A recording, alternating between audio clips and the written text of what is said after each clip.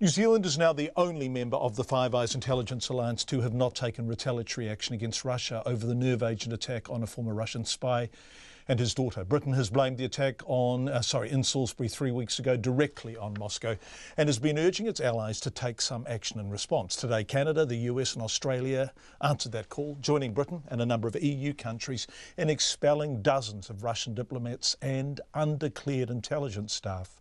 Katie Doyle has more. In announcing Australia's move, the Prime Minister Malcolm Turnbull had some stern words for Russia. He says Australia won't tolerate the reckless undermining of international law or the assault on the sovereignty of nations and stands in solidarity with Britain and its allies. The brazen attack, the criminal attack in the United Kingdom in Salisbury on the 4th of March was an attack on all of us. It was an attack on the sovereignty of every nation that respects the rule of law, and that is why we are taking this action today. The Foreign Minister, Julie Bishop, says there are 2 diplomats in Canberra identified as undeclared intelligence officers, and they have been told to leave Australia within 7 days. She says the nerve agent attack is just the latest in a long line of incidents in which Russia is threatening the democratic world. Political assassinations, cyber attacks, the illegal annexation of Crimea, invasions of other countries' territory, Georgia, Ukraine, its disruptive role in the investigation into the downing of MH17. But on this side of the Tasman, it's a different story. Prime Minister Jacinda Ardern says the Ministry of Foreign Affairs and Trade has assured her there are no covert Russian intelligence agents in New Zealand. We've done a check in New Zealand. We don't have Russian undeclared intelligence officers here. If we did, we would expel them.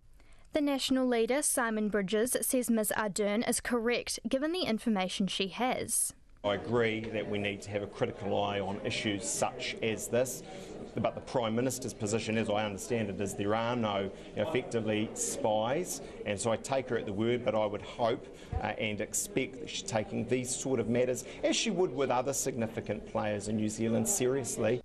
Former intelligence analyst and security consultant Paul Buchanan says Jacinda Ardern's comments are either highly diplomatic, disingenuous or completely naive.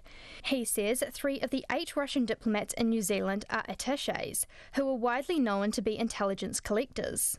They can be military, they can be from the intelligence services, but they are the credentialed intelligence collectors assigned to any embassy, particularly great power embassies. It's akin to an open source intelligence collection service. They're credentialed, they go, they talk with people. They don't engage in espionage per se, but they're there.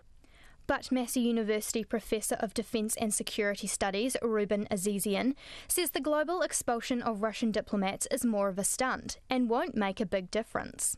Why do we have to wait until a chemical attack happens? Russia has been under sanctions by Western nations for a long time, and yet being under sanctions, I understand that all these Western countries continue to tolerate a large number of intelligence officers. We're talking 60 people from U.S. Are we saying U.S. tolerated 60 undeclared intelligence officers in the United States for all these years?